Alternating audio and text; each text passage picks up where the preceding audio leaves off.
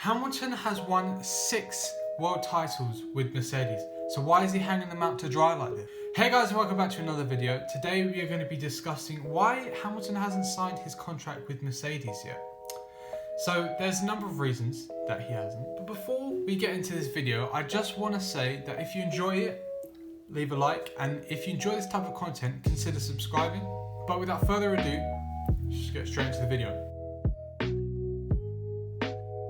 So, I did a bit of research and I came up with 3 reasons why Hamilton hasn't signed his contract yet. Reason number 1, he just doesn't want to race anymore, and that is a real possibility. He's the second oldest driver on the grid now. He's 36, 37. I mean, still young comparing to everyone else, but for an athlete, he's on his way out, and he's got nothing left to prove. He's already the greatest driver of all time, according to stats and according to most people and their opinion of him. Why would you say something so controversial yet so brave? Reason 2 is that he wants more money. There have been talks of limiting combined F1 driver salaries to 30 million euros or dollars. I don't really know, but I'm pretty sure it's euros because it's the FIA. And that's basically to help with cutting costs in F1, keeping the sport cheaper for teams like Williams.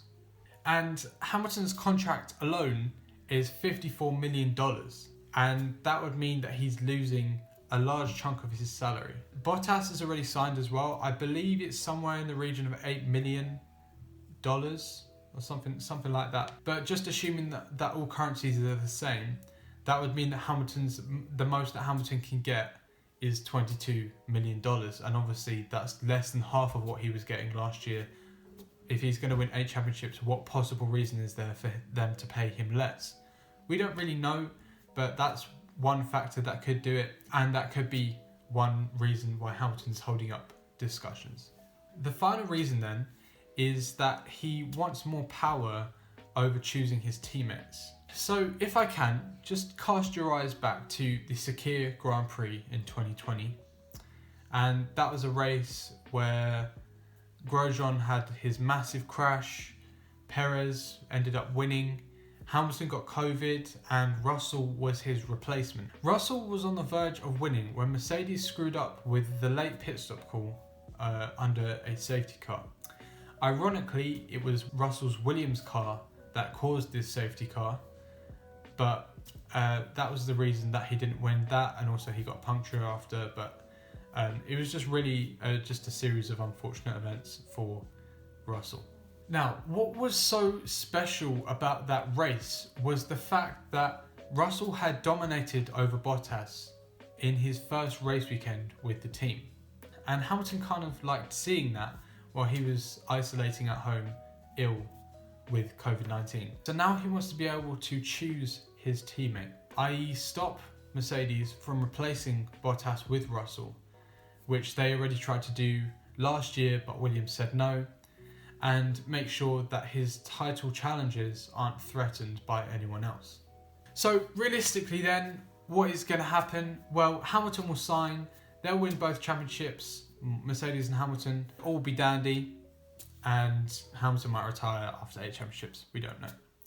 But, you know what they say, hope for the best, prepare for the worst. Predicting in case Hamilton doesn't sign, I mean, Schumacher has something similar with Mercedes, ironically that's what gave Hamilton the seat. But predicting for the worst case scenario isn't really that worst case scenario if you think about it, but Mercedes leverage their new contract with Williams, where they've given them a new gearbox and hydraulic stuff.